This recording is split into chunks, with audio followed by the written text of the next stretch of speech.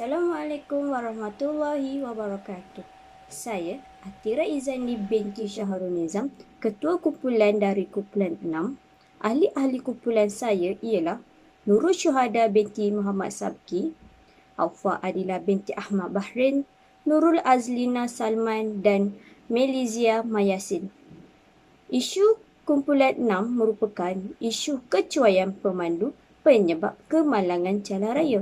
Pendahuluan. Okey, berdasarkan artikel-artikel yang telah kami rujuk, kebanyakannya artikel yang menulis mengenai isu kemalangan jalan raya ini berlaku akibat kecuaian oleh pemandu sendiri. Sebagai contoh, kecuaian pemandu ialah seperti kecuaian melebihi had laju, pemandu di bawah pengaruh dadah, serta menggunakan lain kecemasan dan sebagainya. Sebagai contoh, kes yang terjadi baru-baru ini yang menyebabkan 2 remaja maut disebabkan kemalangan jalan raya oleh kerana pemandu 4 roda, pacuan 4 roda melawan arus lalu berlakulah pelanggaran. Okey, bila dicek ujian saringan air kencing, pemandu pacuan 4 roda tersebut didapati positif dadah. Hal ini menyebabkan kes kemalangan jalan raya semakin meningkat disebabkan oleh kecuaian pemandu sendiri. Objektif laporan kami ialah yang pertama, mengetahui langkah-langkah yang perlu diambil agar memastikan kemalangan jalan raya dapat dikurangkan. Sebagai contoh, apabila pemandu berasa penat, pemandu perlulah berehat seketika untuk merehatkan badan agar dapat memfokus pemanduan semula. Hal ini boleh menyebabkan pengurangan kemalangan jalan raya.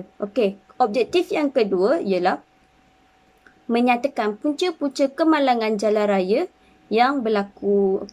Sebagai contoh, punca yang berlakunya kemalangan jalan raya ini sering terjadi kerana kecuaian pemandu sendiri. Seperti pemandu suka bermain telefon semasa memandu.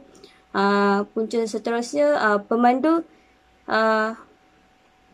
tidak dapat memfokuskan perjalanan kerana terlalu penat.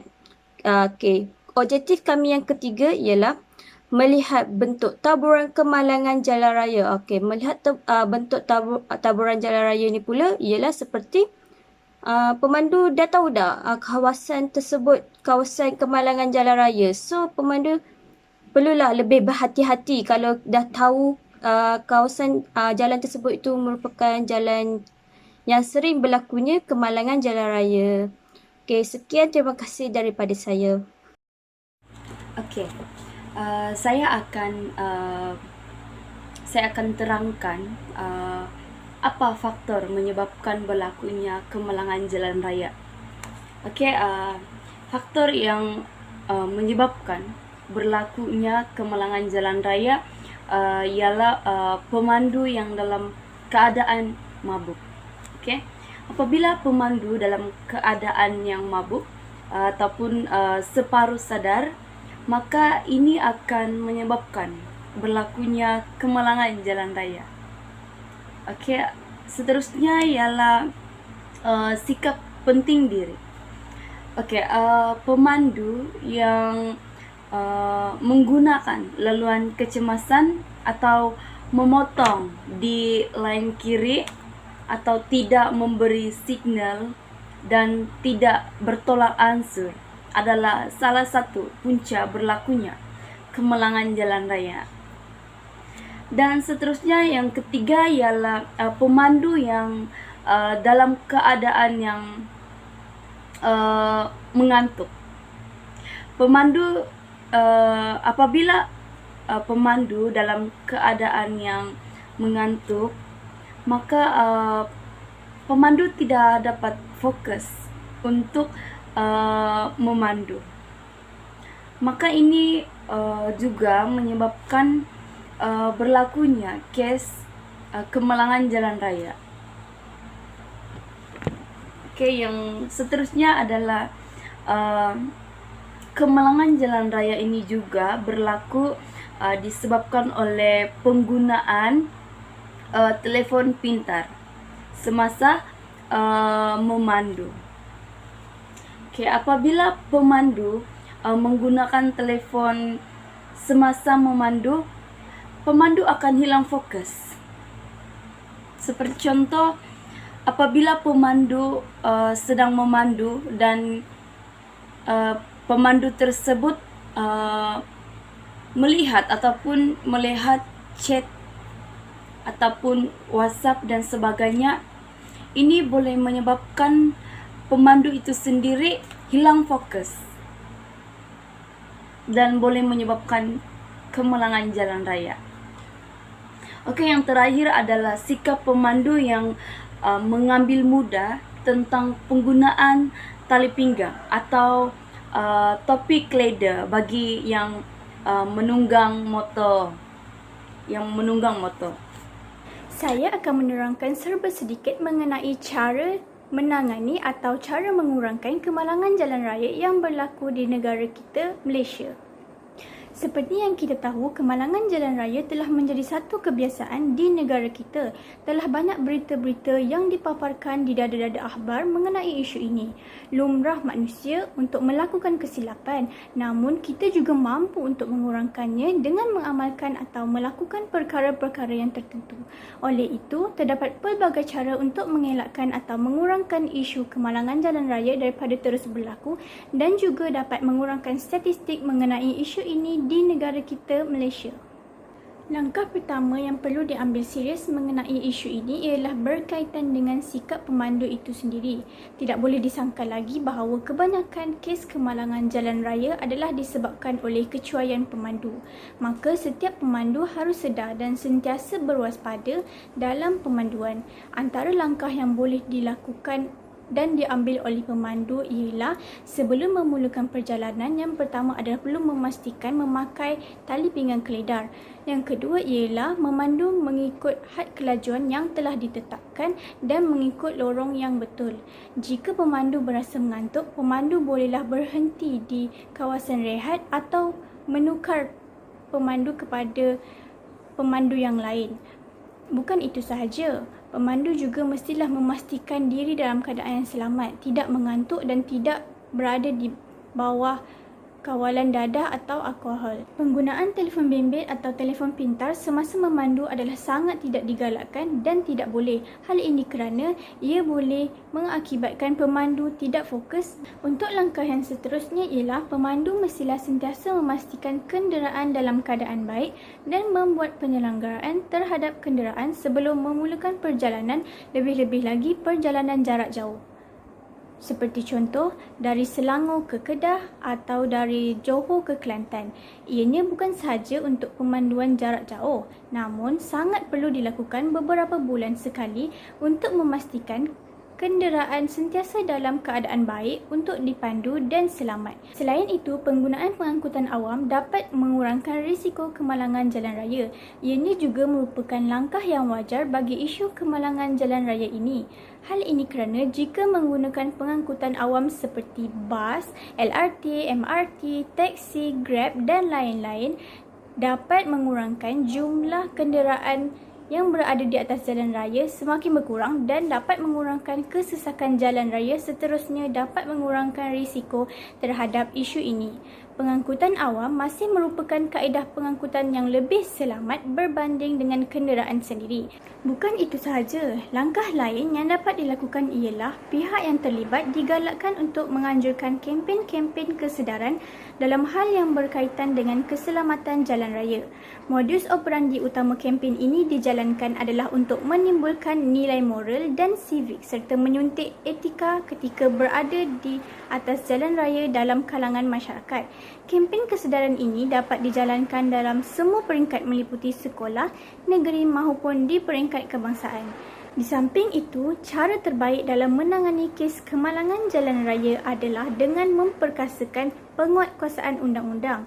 Antaranya ialah melakukan sekatan jalan raya secara besar-besaran di seluruh negara bagi memastikan semua pemandu mempunyai lesen memandu yang sah untuk keselamatan orang ramai. Selain itu, pihak berkuasa perlulah tegas semasa memberi saman kepada yang melanggar undang-undang jalan raya dan tidak lagi memberikan diskaun terhadap pesalah atau boleh menggantung lesen pemandu jika membuat kesalahan yang sama sebanyak 3 kali berturut-turut. Terdapat 5 langkah yang telah diterangkan secara ringkas. Kesimpulannya, setiap pihak, terutamanya pemandu jalan raya itu sendiri, mestilah mempunyai kesedaran mengenai bahayanya jika tidak mengikut undang-undang yang telah ditetapkan, kerana bukan sahaja boleh membahayakan diri sendiri, malah akan melibatkan pemandu yang lain. Peribahasa Melayu ada berkata, sudah terhantuk baru terngadah, yang boleh didefinisikan apabila kita sudah mengalami kemalangan barulah kita sedar dan sudah terlambat untuk melakukan apa-apa. Bertindak sebelum terlambat. Sekian, itu sahaja daripada saya. Terima kasih. Seterusnya, saya Nur Syuhada akan menerangkan tentang carta pro dan kontra bagi jalan penyelesaian. Dalam carta pro dan kontra ini, kita akan lihat setiap kebaikan dan keburukan bagi jalan penyelesaian yang telah dipilih. Jalan penyelesaian pertama adalah menjalankan kempen kesedaran. So, pro ataupun kelebihan kita boleh dapat melalui kempen kesedaran adalah masyarakat dapat didedahkan dengan ilmu-ilmu berkaitan jalan raya ataupun selain itu etika dan moral serta civic sebagai seorang pengguna kenderaan di atas jalan raya. Selain itu, penceramah yang dijemput akan menerangkan tentang faktor-faktor berlakunya kemalangan jalan raya ataupun kesan sekiranya kita terlibat dengan kemalangan jalan raya. So, dengan adanya kempen kesedaran seperti ini, pihak penganjur dapat meningkatkan awareness ataupun kesedaran kepada seluruh masyarakat Malaysia bahawa betapa pentingnya untuk kita patuh dan mengetahui keselamatan di atas jalan raya semasa kita memandu kenderaan. Tak kira kenderaan kereta maupun lori ataupun motosikal. Setiap kenderaan yang dipandu haruslah mematuhi segala peraturan undang-undang yang telah ditetapkan. Kontra bagi jalan penyelesaian menjalankan kempen kesedaran adalah tidak mudah untuk kita ataupun penganjur mengajak dan menjemput masyarakat pada masa kini terutamanya untuk menghadirkan diri mereka ke kempen yang dilaksanakan. Hal ini kerana disebabkan komitmen peribadi yang mereka perlu laksanakan dalam kehidupan seharian mereka. Sebagai contoh, komitmen sebagai seorang pekerja maupun sebagai seorang ibu bapa dan komitmen sebagai seorang pelajar. Setiap komitmen yang digalas mempunyai tugas-tugas yang perlu dilaksanakan dan tidak mempunyai lebih masa untuk menghadirkan diri mereka ke kempen seperti ini. Sebagai contoh, komitmen sebagai seorang pelajar. Seperti yang kita tahu, sebagai seorang pelajar pada siang hari mereka akan attend kelas dan dari pagi hingga ke petang. Dan pada sebelah malam pula mereka akan melaksanakan tugas-tugas akademik iaitu assignment ataupun mengulang kaji, revision pelajaran yang dibelajar. So, untuk mereka menghadirkan diri ke kempen-kempen seperti ini sangat mustahil untuk mereka menghadirkan diri kerana pengurusan masa yang akan menjadi lebih sibuk ataupun mereka merasakan mereka tahu apa yang mereka perlu utamakan seperti mengutamakan komitmen mereka sebagai seorang pelajar. Selain itu, pada masa teknologi yang canggih ini, mereka lebih beranggapan membuang masa sahaja untuk mereka menghadirkan diri mereka ke kempen kerana bagi mereka, mereka boleh mendapat maklumat-maklumat berkaitan kemalangan jalan raya dengan hanya memetik jari bak kata orang ataupun hanya dengan menaik di Google. Kerana di situ terdapat berbagai informasi yang boleh diambil. Seterusnya, jalan penyelesaian yang kedua adalah penyelenggaraan kenderaan mengikut tempoh masa yang telah ditetapkan. So, pro yang boleh kita dapat ataupun kelebihan yang boleh kita dapat adalah dengan menyelenggara kenderaan pada masa yang telah ditetapkan akan menjamin kenderaan kita berada dalam keadaan yang selamat ataupun baik untuk dipandu. Ini disebabkan jika kita melaksanakan penyelenggaraan, kita dapat jaminan bahawa setiap komponen-komponen yang berada dalam kenderaan kita berfungsi dengan baik ataupun berfungsi dengan sepenuhnya. Jadi tiada keraguan ataupun kerisauan untuk setiap pemandu untuk memandu kenderaan mereka menuju ke sesuatu destinasi. Penyelenggaraan yang secara berkala ni, sebagai contoh, komponen seperti spark plug. So, spark plug ni yang kita tahu dia perlu ditukar setiap 20,000 kilometer perjalanan. Dan spark plug ni peranan dia adalah untuk menggerakkan sistem mechanical engine. So, sebagai seorang pemandu biasa, kita tak tahu apa dia punya bahawa spark plug ni berfungsi dengan sepenuhnya ataupun tidak. So, untuk jalan penyelesaiannya adalah dengan menyelenggara kenderaan. Sebagai contoh lain pun, kalau kita boleh bagi macam musim perayaan. Sebagai contoh, kebanyakan pemandu akan menghantar kenderaan mereka untuk diselenggara terlebih dahulu sebelum memulakan perjalanan mereka untuk pulang ke kampung ataupun perjalanan mereka untuk menziarahi saudara mara pada musim perayaan. Seterusnya adalah kontra bagi jalan penyelesaian penyelenggaraan kenderaan secara berkala. Untuk menghantar kenderaan kita diselenggara di bengkel ataupun di mana-mana pusat pembaikan kenderaan memerlukan jumlah wang yang agak banyak. So, tidak semua pemilik kenderaan mempunyai kemampuan untuk menghantar kereta mereka di servis ataupun diselenggara. Selain itu, untuk menyelenggara kenderaan, kita memerlukan jumlah wang yang agak tinggi ataupun agak banyak kerana setiap komponen dan keadaan kenderaan kita perlu diperiksa. So, bagi mereka yang kurang berkemampuan, ini menyukarkan diri mereka ataupun mungkin boleh membebankan mereka untuk menyelenggara kenderaan mengikut jadual ataupun tempoh masa yang telah ditetapkan.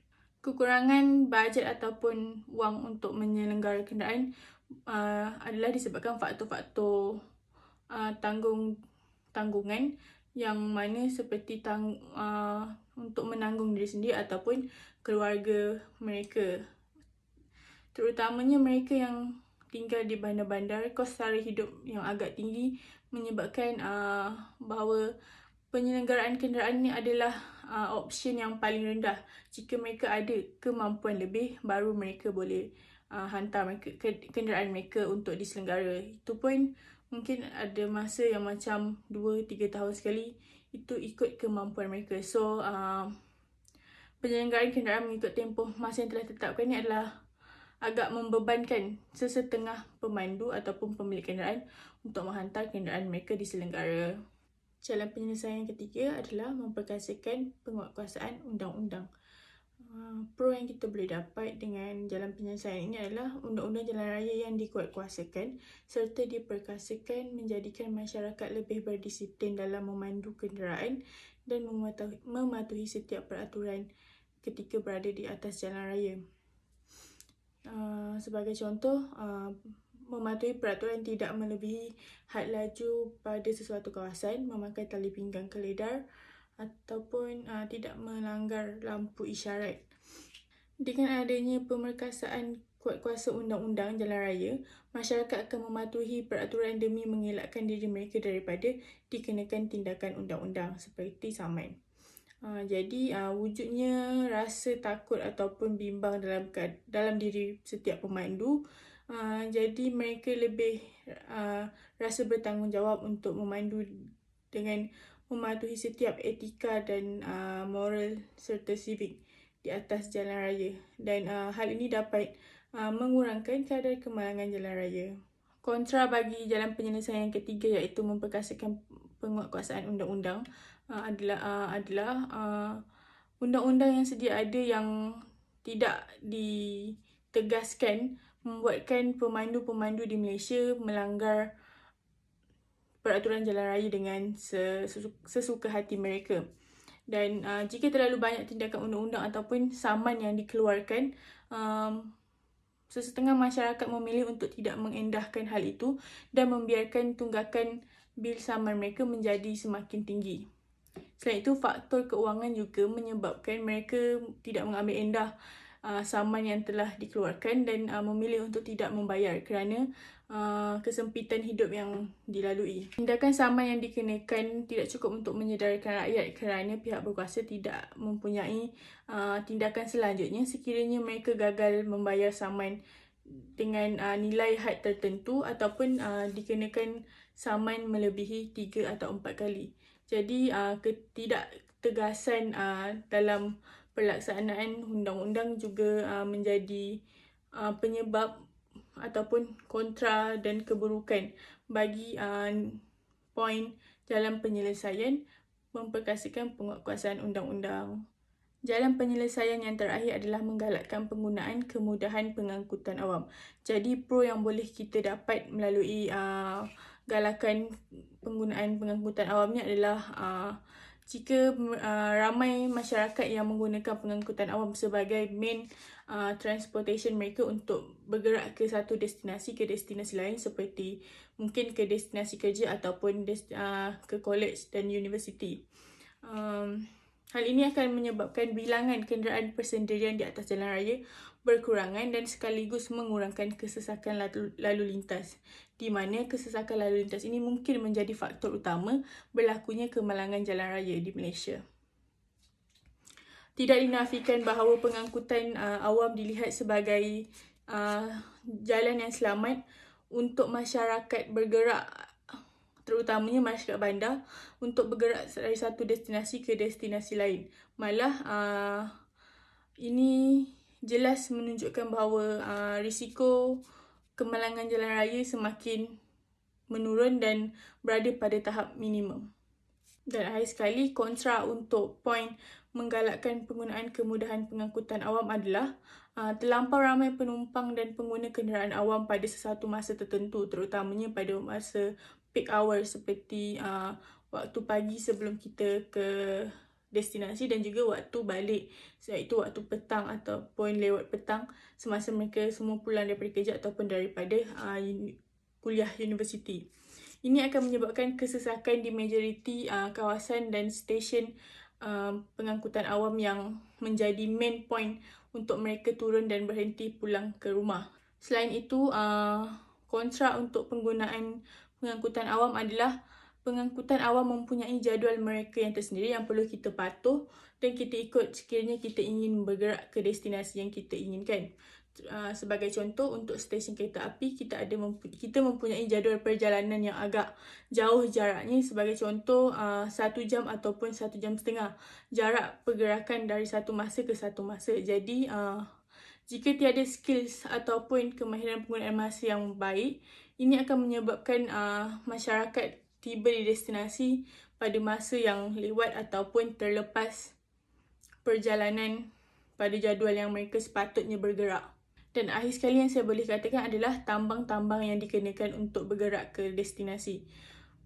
Semakin jauh perjalanan dan jarak perjalanan yang kita tuju, semakin tinggi nilai tambang yang dikenakan. Mungkin untuk seseorang, sebagai contoh untuk seseorang student yang ingin bergerak ke universiti mereka untuk attend kelas, mereka dituntut untuk menggunakan sehingga 5 atau 6 stesen perhentian sebelum mereka tiba di tempat mereka. So, ini akan menyebabkan tambang dan beban mereka untuk setiap hari menjadi tinggi dan ini mungkin akan menyebabkan berlaku masalah keuangan terutamanya untuk pelajar. Jadi itu sahaja daripada saya dan apa yang boleh saya simpulkan, setiap jalan penyelesaian yang telah dipilih mempunyai pro dan kontra yang perlu diteliti sebelum kita membuat sesuatu keputusan. Assalamualaikum dan selamat sejahtera. Saya Nurul Azlina Salman, nombor metrik 4211002741, akan mengambil alih bahagian laksana keputusan. Baiklah, setiap keputusan yang telah dinyatakan mempunyai peratusan untuk menangani kes ini. Setelah menggunakan pemikiran analitikal, kami sebulat suara membuat keputusan untuk mengadakan program 3P, iaitu pendidikan, pendedahan dan pemanduan. Hal ini kerana dapat memberi kesedaran kepada masyarakat untuk tidak mementingkan diri semasa berada di atas jalan raya. Bagi menjayakan program ini, selain daripada pihak kerajaan dan media massa, Pihak institut pemanduan juga memainkan peranan yang penting untuk memberikan pendidikan dan pendedahan berkaitan dengan pemanduan yang betul. Bak kata pepatah, melentur buluh biarlah dari rebungnya, yang membawa maksud sebelum memberikan lesen kepada pemandu, biarlah mereka benar-benar memahami ceramah berkenaan pemanduan yang betul.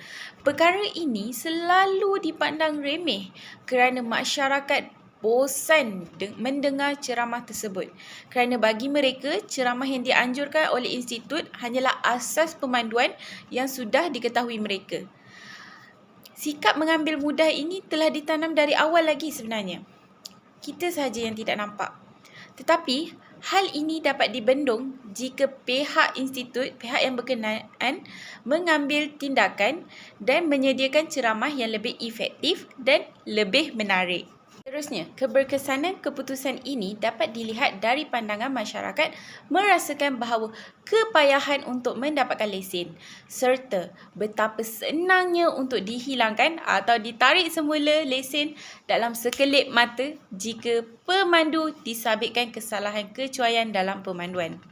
Jadi, ingatlah, pandu cermat, jiwa selamat. Ingatlah orang yang tersayang. Sekian itu saja daripada saya, Nurul Azlina Salman. Terima kasih.